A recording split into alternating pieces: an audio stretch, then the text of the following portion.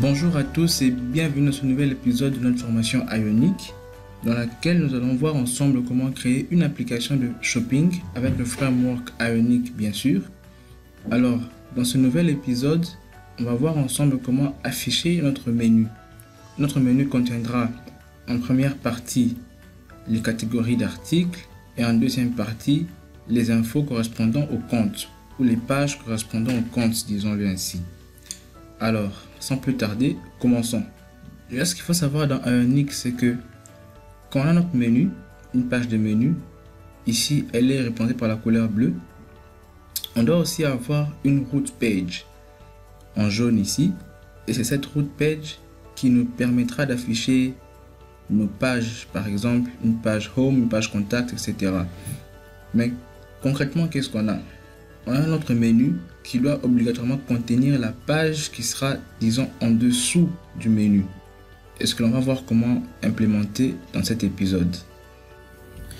Alors, si vous vous rendez dans la doc d'Ionic, dans la partie menu, vous verrez qu'on explique un peu comment cela fonctionne. Alors, en bref, c'est comme une page Ionic classique. On a notre Ion Header, notre header. Ensuite, notre content et le tout contenu dans la balise Ion Menu. Et ce n'est pas tout, juste en dessous du menu, on a notre navigation Ion Nav. Alors, pour aller un peu plus loin, ce qui nous intéresse un peu, c'est le content ici et ce property binding root page. Et celui-ci aussi content.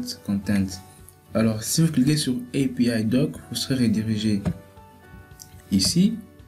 Et là, on explique en quelque sorte, je vais vraiment résumer ce qu'ils ont dit, à quoi cela correspond. En fait, on doit lier notre navigation à notre menu. Alors, par défaut, cette balise Ion Menu a une propriété content. C'est pour ça qu'on utilise le property binding ici pour la lier à cette variable myContent. Alors cette variable est obtenue en utilisant le template variable de Angular qui signifie en quelque sorte que j'enregistre cette balise, cet élément IonNavBar dans cette variable myContent et je la passe ici dans ce property binding. Et pour le root, l'élément IonNav a une propriété root aussi par défaut qui va nous indiquer en fait quelle sera notre root page, comme je l'avais dit plus tôt dans la vidéo. Alors cette root page, c'est une variable qu'on va définir dans notre fichier TypeScript.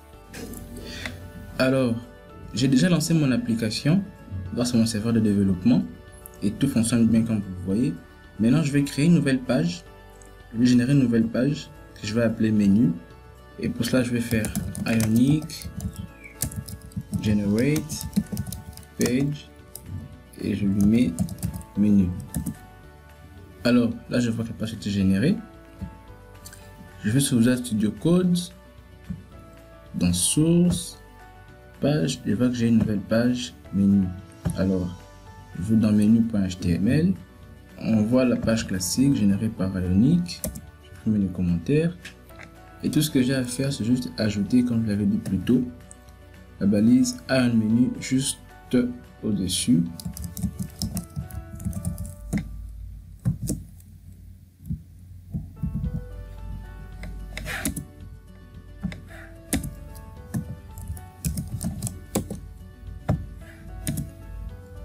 Comme ça, et je vais un peu indenter tout ça.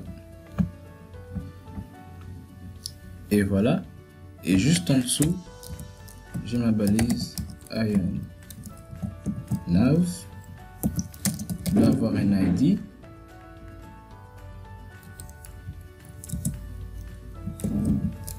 Je mets l'ID Nav.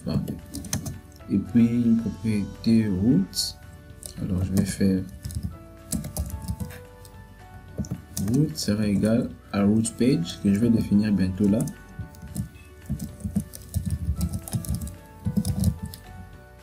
Et aussi j'utilise le template variable de Angular.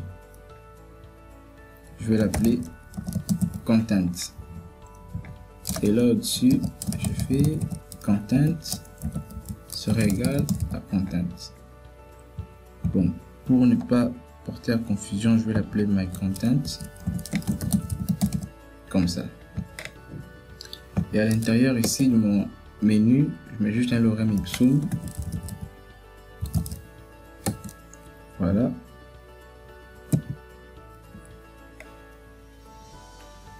Et maintenant, je dois aller dans App module pour enregistrer ma page. Et voilà. Je vais dire ajoute-moi menu page de mon tableau de déclaration et de mon tableau de entry component. Et je l'importe ici pour l'indiquer le chemin. Il va trouver cette page.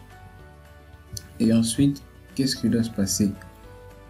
Je dois définir la root page, bien sûr. Alors, dans menu.ts, je dois lui donner, ajouter une propriété à ma classe root page qui sera de type any.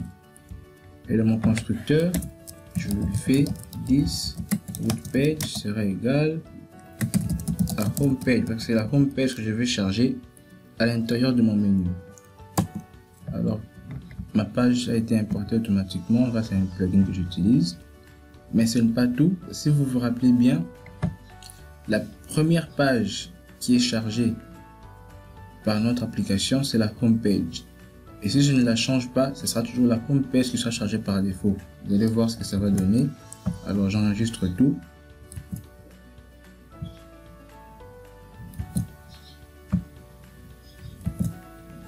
Et on verra ce que ça donne.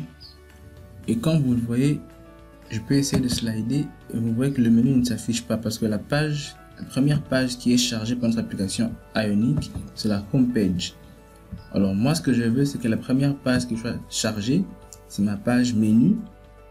Et quand la page menu sera chargée, elle aura comme root page la page home page ici. Alors je vais changer notre point d'entrée, disons-le ainsi. Je vais mettre maintenant menu page. Alors je commande ça. Quand je n'utilise plus, je sauvegarde et on voit ce que ça donne. Alors là, on voit que la page est devenue tout noir. Et si c'est le même cas chez vous, essayez de rafraîchir, essayez d'actualiser tous vos fichiers. Ou sinon, essayez de relancer le serveur de développement et tout devrait passer à la normale. Alors pour ma part, j'ai redémarré mon serveur de développement et maintenant tout s'affiche comme avant. Et si je slide à partir de la droite, vous voyez mon menu s'affiche. Et ce que j'en veux maintenant, c'est avoir un bouton ici avec les 3 barres habituelles. Et lorsqu'on clique dessus, ça affiche le menu. Alors je vais implémenter tout ça. Je vais dans ma page Home, c'est là qu'on doit avoir le bouton. Je vais dans home.html et juste avant le titre, je vais placer ma balise Ionic Buttons avec un S à la fin. Et je le positionne au début. Et cette balise contiendra un bouton.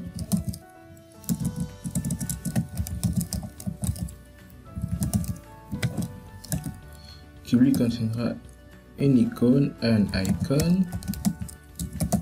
Alors ça complète pas, je sais pas pourquoi. Ok.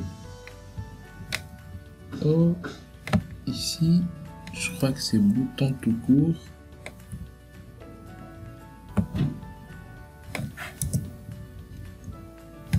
Et je mets la directive Ion Button.